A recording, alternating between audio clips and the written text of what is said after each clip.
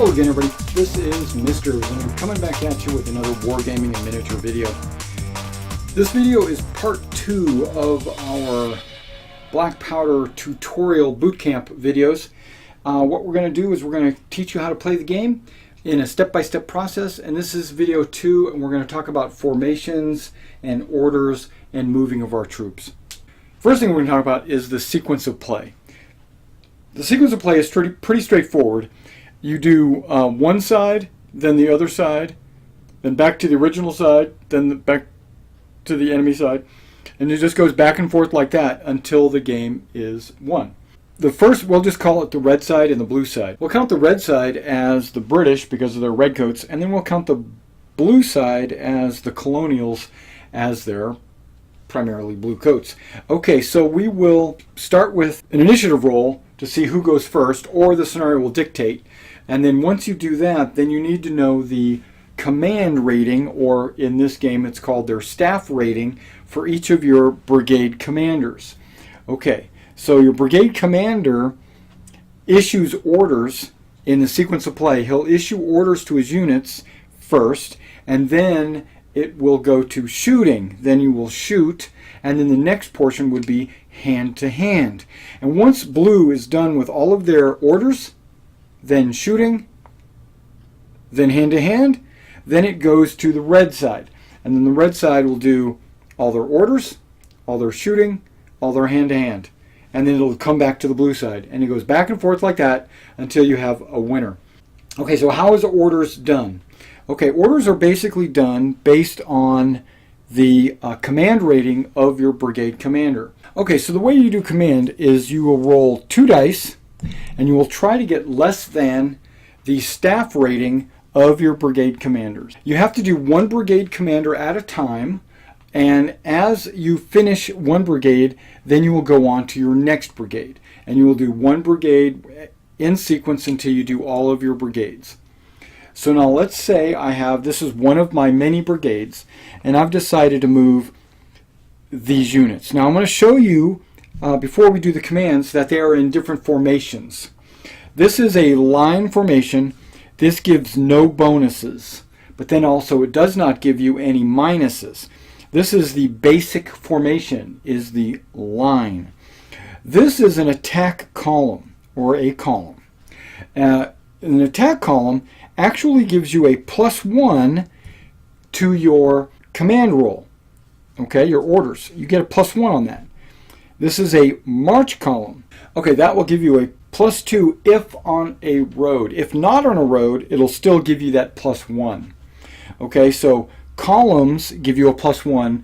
March column gives you a +2 if on a road. And then, of course, there's +0. Okay, if you are more than 12 inches away from your commander, you get a -1 for every 12 inches after that. So let's say I'm at 13 inches, it's a -1. But if I'm at 24 inches, it's still only -1. But as soon as I go over that second 12 inch, like 25 inches, then it's a -2. Okay, so anything within 12 inches, and that's why you keep your units kind of tight, and that's also why you would keep your brigade commander fairly close so that everybody is within 12 inches. Issuing orders. You pick one brigade or a combination, or you can do a brigade order. So there's 2 ways to go about doing it. You can individually order units, and you can order entire brigades.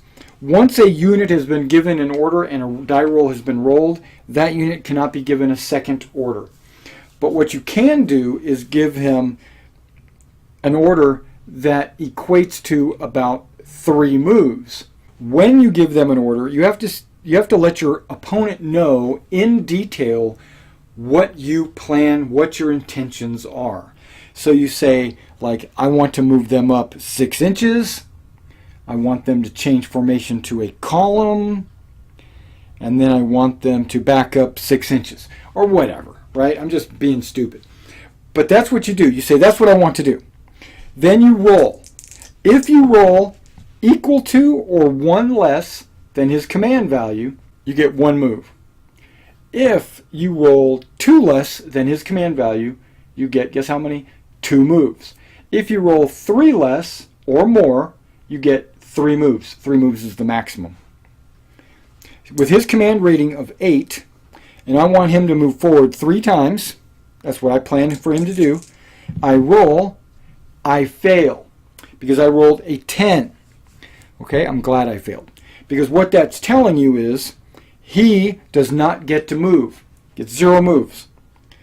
It also ends his turn for issuing orders. Once the commander fails a order test, he's done. So then I move on to my next brigade. Unfortunately, this commander is the only one that can give his own brigade orders. The other brigade commander cannot give this brigade any orders. But what can be done is the army general, the overall commander, can give these units orders because they have not received orders yet. They received orders from him. So the army general could roll to try to issue orders to these guys. Let's assume that I rolled really well. I rolled more than 3 under my command. So what that means is this unit moves 12, then another 12, then another 12. So let's say he moves a total of 36 inches. And he is all the way across the board. Right? So let's say he moved 36 inches and he cruised across there, because that's what I said. I said move maximum. I didn't say move 15 inches and stop. I said move the full amount. So you got to be specific about your orders. Now I roll for these guys, and let's assume I fail. Right? Well, not a boxcars. Let's assume I fail. Now he's done moving, and this guy can't receive any orders because he's finished. So what wound up happening was I put one of my units out here way out of command. Now, at the end of all moves, you can take your commander and you can move him up to, if he's on horseback, 48 inches. So yeah, I could get him closer to this guy if I needed him, or I could leave him back here, or I could put him somewhere in the middle. But if I do that, he might be more than 12 inches from them and more than 12 inches from them, giving everybody a minus. But if I keep him closer to these guys, they won't get the minus. He'll just get a minus, but he's probably not going to move anyway. Okay, so you see that issuing the order to move can be very important in that, or I should say being very detailed in your commands might be very important, because you might put somebody inadvertently out there to dry. You know, you're hanging them out there to dry. And then the British, and on the British turn, they close assault him with all 25 units they have or whatever. And he basically gets slaughtered. Now, as a brigade command, let's say this unit is still back here. As long as these units are within 6 inches, they're considered together. And as long as these 2 units are within 6 inches, they're considered together. So basically, all 3 of these units are considered together. So this is a brigade formation. They're all within 1 move of each other, or 6 inches of each other, so they are in formation. So your brigade commander, when he goes to issue his orders, he could say something like, I want all 3 of these units to move as far forward as I can. And then if he rolls a 3, or whatever, whatever he gets 3 move, if he rolls a 5, that's 3 under his command. So let's say he rolls a 5, these all get 3 moves. And so I can move him up, I can move him up, and I can move him up, all with 1 roll. If I fail the roll, then all 3 of them have been given an issued order and they're done. So it's an all or nothing kind of thing. If I roll to issue this guy an order and I roll boxcars, not only does it end his turn, but it also means the order that I gave them was confusing and it was considered a blunder. And then you roll on the blunder table. And the choices on the blunder table are rapid retreat, retreat, move to the left, move to the right, move forward, or charge. So those are 1 through 6. So rapid retreat, they will attempt to make 2 moves away from the closest enemy. So I find out which enemy is the closest, and then I make 2 moves away from that. And if I used a brigade order to do that, then they will all attempt to get away. A standard retreat, or just a retreat, is one move away from the enemy. A move to the left is one move to the left. A move to the right is one move to the right. And a move forward is one move to the front. Now, the way you determine the left or the right is 45-degree arch from the corners. So if I have a move to the right, this unit has to end up somewhere over on the right side, 12 inches away. You have to attempt to make that full move of 12. And charge, meaning the unit will attempt to charge the closest enemy it can see. You roll another die, 1, 2, 3, 4, 5, 6, to determine if he gets 1, 2, or 3 moves. And if he can't see the enemy, then he just moves forward one time, 1, 2, or 3 moves, as described above. So he just moves forward if he doesn't see the enemy. All right, now there is something called initiative. So if your troops are within 12 inches of an enemy troop, he doesn't have to be given orders. He pretty much shouldn't be given orders. You give all units that have initiative their orders before you give orders from your brigade commander. So a unit can use its initiative if there's an enemy unit within 12 inches of it at the start of the command. And a unit using its initiative can move once just as if it had received an order. And you don't really have to see the enemy. You just have to be within 12 inches. So if there's a hill in the way, trees, or a building, it doesn't matter. You know the enemy's there. You're within 12 inches. You can get that free initiative move on your own. It's basically saying that the commander inside the unit is actually making a call on his own because he's the commander on the scene. He's going to make that order. Now, there is something called proximity to the enemy, and that goes hand in hand with the initiative. It says, okay, once the enemy is within 12 inches of a unit, its ability to perform even the most basic maneuvers is considered to be impaired. Once close to the enemy, units must move roughly straight forward or straight back. They cannot shuffle sideways in the face of the enemy. We call this the proximity rule, or the rule of 12. So yeah, once you're within 12 inches, all of your movement must be made in the front quarter or the rear quarter. Unlike Hail Caesar, black powder doesn't have the rule where you have to turn to face the enemy. Their rule is you have to move forward or backwards only. So, giving an example. Okay, it's my turn. I'm the Americans. I'm within 12 inches of this unit. I can only move forward or backward. And what that basically means is I have to end up inside this arc or inside this arc. I cannot move sideways. But it doesn't say that I cannot wheel.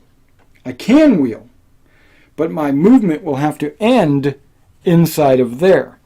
So with my 12 inches of movement, I can move this way because what happened was I did wind up inside my front arc. And then on future turns, because I'm facing the enemy, I could charge him, right? Because my front arc would then be here. It would be a new front arc.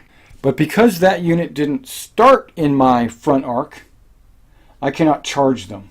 I can turn to face them, and then in a future turn, charge them. Same thing with him. I'm not in his front arc either, because his front arc would be here. So he would have to, and we can't shoot each other because you can only shoot people in your front arc. So basically these guys are just kind of beside each other. Basically, he can take advantage of his initiative if the player wishes, or if he does want to charge. Okay, so if I wanted this unit to engage that unit, right, you cannot use your free move because the first move will have to be done, because one move will have to be done within the front arc, right? And even if I was to issue orders to them, the first move would still have to end within the front arc, but the second move could also move into the front arc. So what I'm going to say is, he gives him an order. If he gives them if he gets 2 or more orders, One of them can be to wheel into my own front arc, which I did. And then my second move can be to move within the front arc of my, because I'm in the proximity rule, so my second move has to be in my front arc, and so I would move straight forward into contact with the enemy and we would engage them, right? Okay, so basically it basically required me to do two moves, because otherwise if that rule was not in place, I could use my first move just to turn and get into combat. But because you're within 12 inches, each move has to be inside your front arc or rear arc, because you can back up as well. Okay, there are such things as free moves. So a unit in like march column or limbered artillery can move even if the order is failed. So if I roll for him and I roll like a 9 because his command rating is 8, well, he would get a 9 anyway. Let's say I rolled a 10 because my command rating is 8 and you get +1 for march column, so he needed a 9 or less, and I roll a 10, it's still a fail, but he still gets to move. That still ends his command because he failed his order, but he still gets to move once. And there are some units that have special rules that give him free moves. There is something called a follow me order. Yeah, so he simply nominates the commander and the unit and declares a follow me.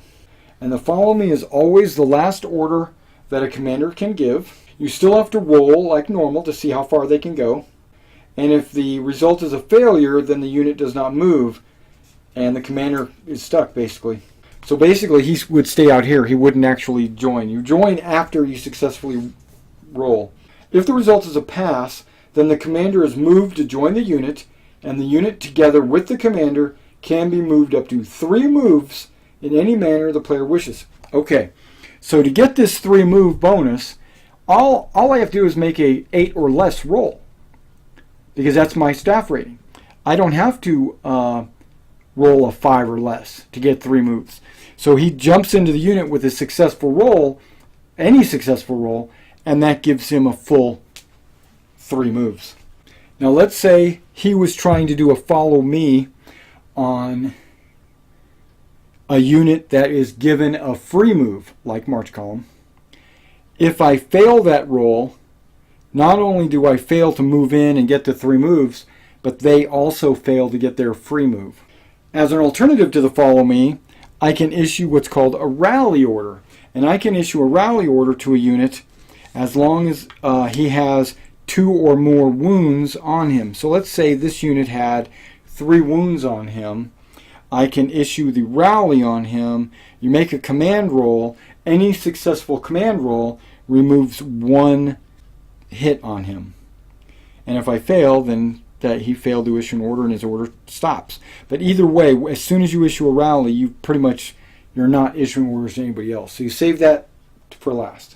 Now you can interpenetrate units, so you can move through friendly units with no penalty at all, as long as you have enough movement to get completely through.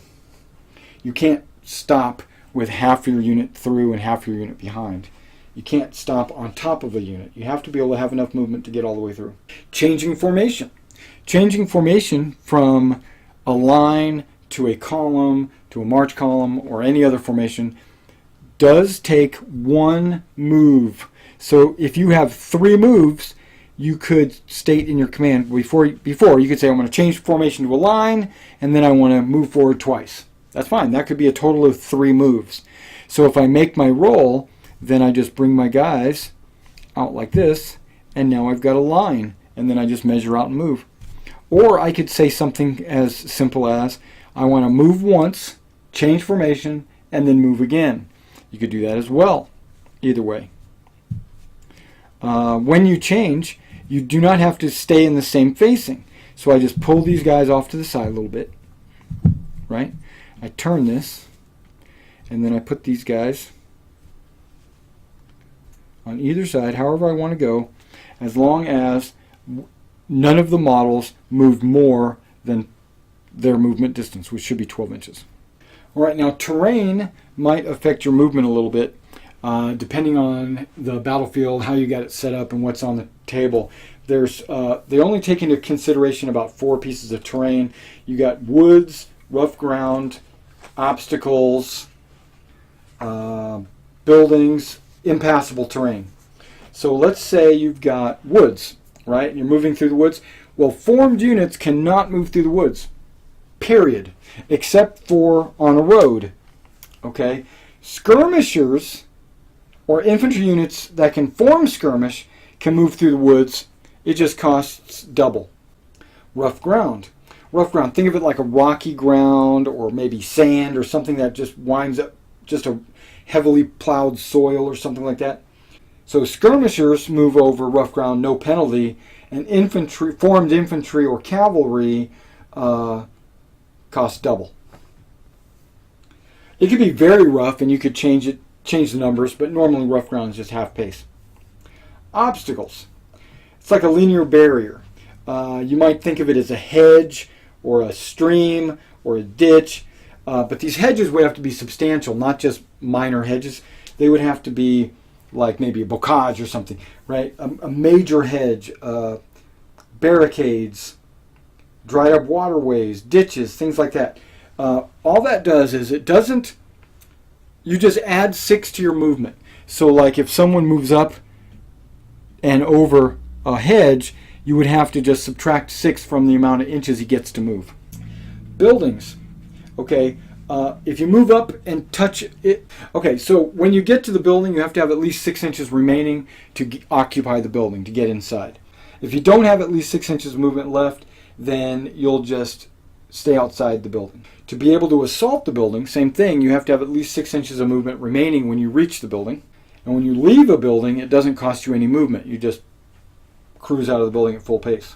Impassable terrain are, guess what? Impassable. Can't move through it. Think of it like a really deep river, or maybe artillery that can only cross as a bridge or something like that. Or a lake. All right, we'll talk about shooting and the break tests in the next video. See you then.